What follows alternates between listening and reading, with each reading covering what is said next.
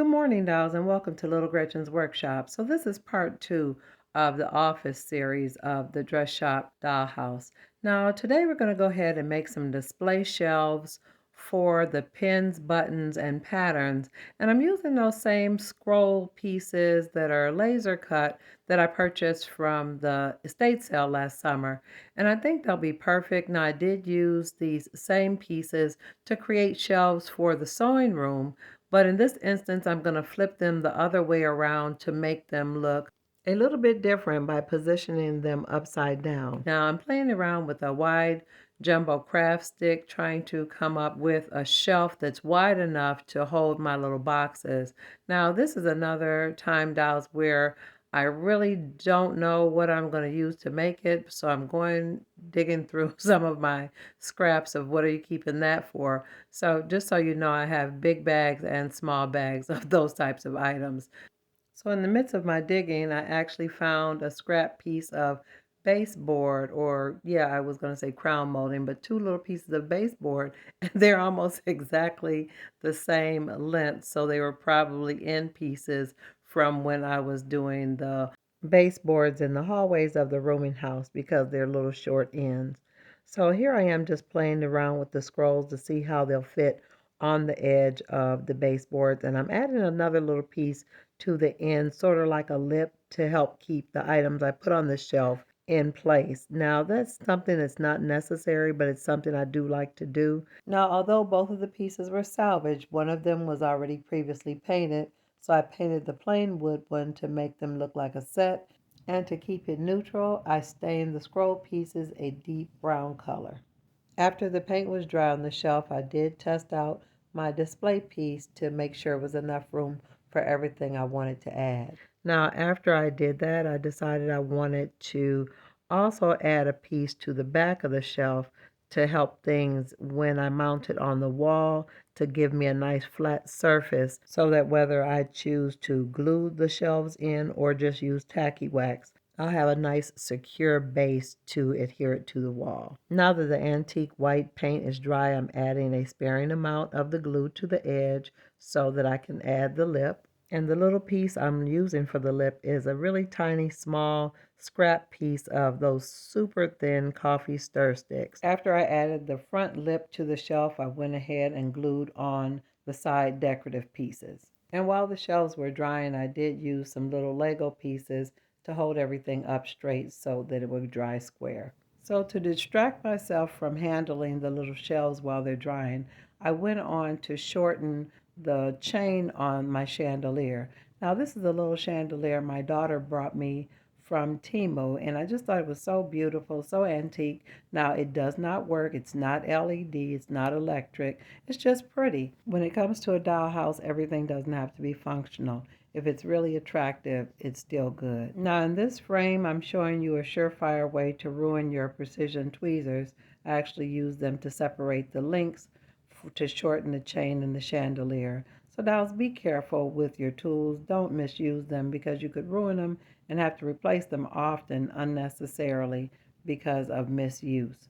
But I did use it to separate the link so I could shorten it. And then I used my locking tweezers to squeeze the little jump rings back together to close the link back up. Now that it's shortened and I've closed the link, it's time for me to go ahead and install it. Now, although this light isn't functional, the installation is very similar to my LED light. So it has a super thin magnet that you glue to the ceiling, and after you glue it to the ceiling and allow it to dry securely, you can take your chandelier in and out without damaging the wall or any furniture, which is very convenient when you're moving furniture around. So here's my magnet, and after the glue was dry, I attached the chandelier. Wow, I really like the way that chandelier looks. If I had known it would be that pretty, I would have asked for two. So dolls, in the story, all those little items on the shelves, the pins, the patterns, the buttons, they're all there to upsell the ladies as they write up their bills for their special orders.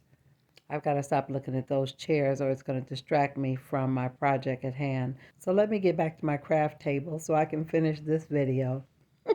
Now there were a couple more things that I thought would be necessary for the ladies in the dress shop office. especially when it's time for them to do inventory. They needed a legal clipboard. So I'm using a piece of my 1/16 inch basswood to cut a small piece to create a clipboard. Now, dolls, always be cautious and careful of your hands when you're cutting. I cut a very small piece. I really didn't measure it very much. My rationale was that it would just be a little bit longer than an inch because a legal clipboard would be a little bit longer than a foot. So after I cut it, I sanded it smooth so it wouldn't have splinters on it.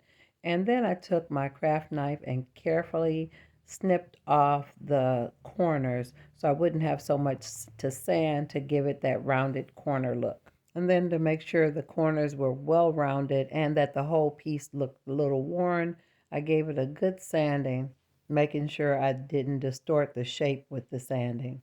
After I was satisfied with the shape, I started to play around with little metal jewelry findings that I had to give the impression of that metal clippy part. And I had a couple pieces and components that I thought would give that impression, but they were all kind of gold and brassy.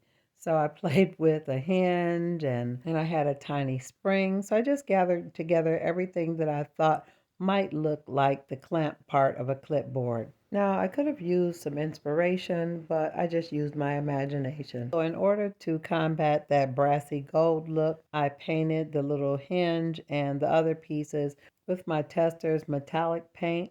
Now, I'm not sure whether this was silver or aluminum or chrome, but I just needed it to be anything but gold. So while the metal clamp pieces were drying, I went on to stain the actual wooden board. Now, I didn't want it to look like wood, so I just used acrylic paint. And I used brown, and then I came back over it with black with a little bit of alcohol in it to make it look darker. Now, here I am playing with the pieces to see how I can arrange them on the board to give that impression that it might be functional.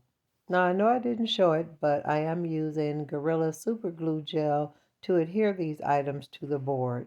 The gel formulation gives me a little extra time. I like it because it stays in place and gives me opportunity to place my items, and I still have enough time to make whatever adjustments are needed before the glue hardens. Now, after adding the hinge, some of the glue was oozing, so I put that little spring right there on top of the oozing glue, and I thought it added a nice little detail. Now, that's not an exact replica of a clipboard. It's not a fine miniature, but it's fun. Now, dolls, I know this is kind of out of sequence, and I really didn't intend to play in this video, but it happened anyway. After I finished the shelves, I couldn't resist. I went on to start adding the tiny bottles and things that I had made and collected to put on this shelf.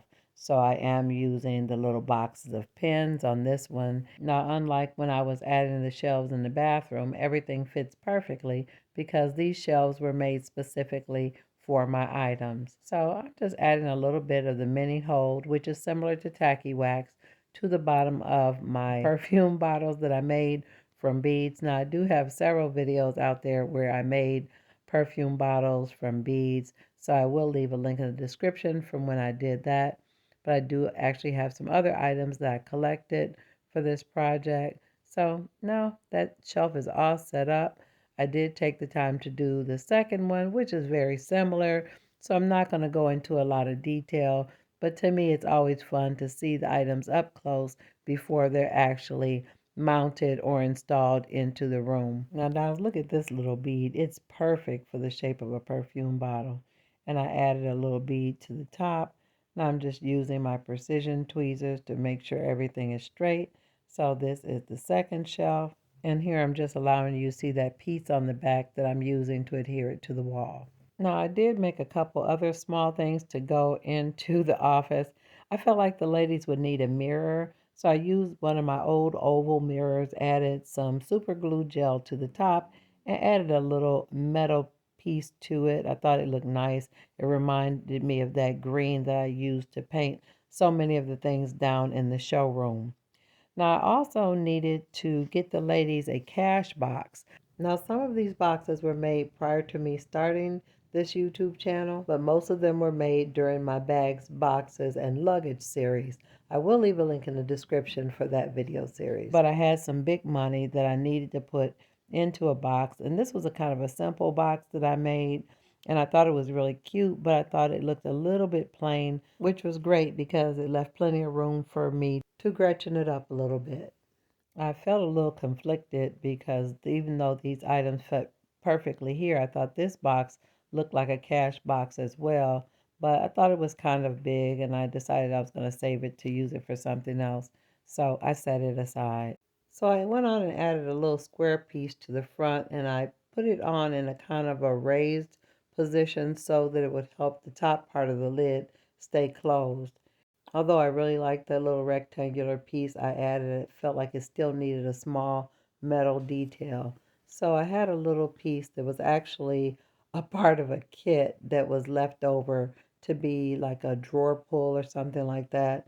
And I drilled a tiny hole in the front of the box, added a little super glue gel, and this then added like sort of like a drawer pull plate to the front of it. Now it was really too small to be like an actual drawer pull type thing, but I had another pin. I think it was actually some hands to a tiny clock, and I pushed that into the tiny hole to make it look as though this was some type of keyhole with a key in it. And although I liked the way both pieces were looking, I still felt like a little something was missing. And I decided I needed a handle on the cash box and some paper on the clipboard. So I added a little handle on the top of the small piece of wood and a half of a jump ring. And for the paper, I just stacked a few sheets of paper together and glued it to the board. Now on the cash box, I felt like there needed to be some type of little paper inside the frame to create the impression of a label. So I cut a tiny piece of paper to fit inside the frame and I put a small piece of acetate plastic to cover it to protect it.